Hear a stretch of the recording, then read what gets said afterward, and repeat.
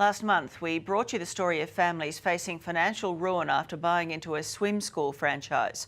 They claimed their life savings were drained by a company not delivering. Tonight, the boss of that company faces the music.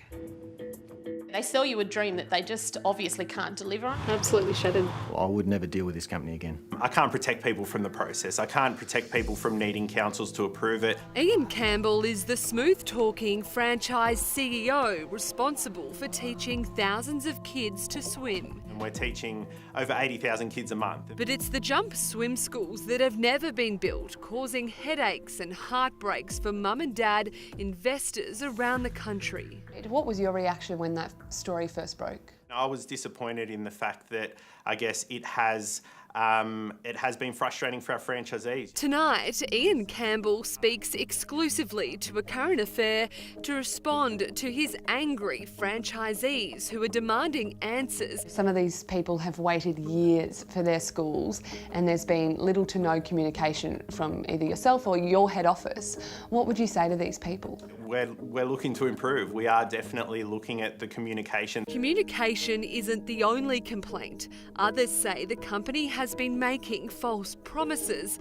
Tara Teo was told her swim school would be up and running in months after signing on. They were confident in the initial sales talks. 6 months you'll be up and trading, you'll start to see a turnover of profit in 6 months, don't worry about anything. She paid more than $140,000 for a franchise nearly 2 years ago. The last communication we had was with them on the 14th of August in 2018. She had a site picked, the mural had even been painted on the wall, but last week a Felice sign went up out the front. Absolutely gut-wrenching, basically. We've invested our whole life in this. To drive past, it's like your dreams have just been absolutely shattered. Now Tara and her husband want out. They've commenced legal action against Jump. They've also had to sell their family car to have enough money to pay bills. We've stayed strong, but emotionally, I'm a wreck, yeah. The promise of pools opening in months is a common story amongst hopeful franchisees. I guess reject the notion that anyone expects to be open within 6 months, let alone within 9 months or the latter. You know, these people are saying they've been told 6 months. What is the actual time? When it comes to averages, look, the average is somewhere around that sort of, year and a half mark. Since our story went to air, we've also been contacted by a number of contractors who have outstanding bills, who some have even had to take legal action now to try and get those bills paid. What's happening? I guess in terms of the contractors, look, there's no one there saying that we haven't met all the payment milestones that we agree all the way through the project. Except there is. Scott Marks claims he is owed tens of thousands of dollars.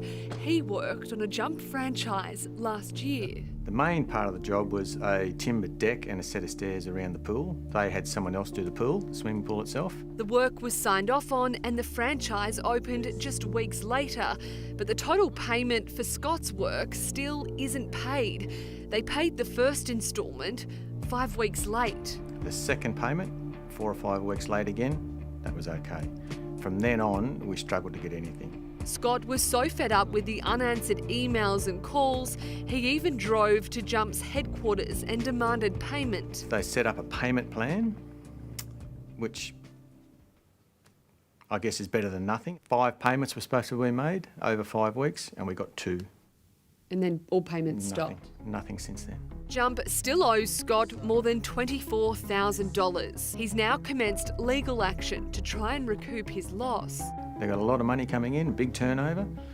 $24,000 to them, I would have thought was nothing. How many lawsuits are currently running against Jump? So look, we got 5 lawsuits going on at the moment. A Current Affair has also uncovered this legal action which shows a former PR company for Jump is chasing unpaid fees and wants to liquidate Jump swim schools. How many facilities are in limbo waiting to be built? So basically we've got right now 25 that are actually in build at the moment. So we've got about 25 franchisees that are looking for sites, and then we've got another 32 that are in the council process. That's 82 more franchises at a cost of $180,000 each, all in limbo.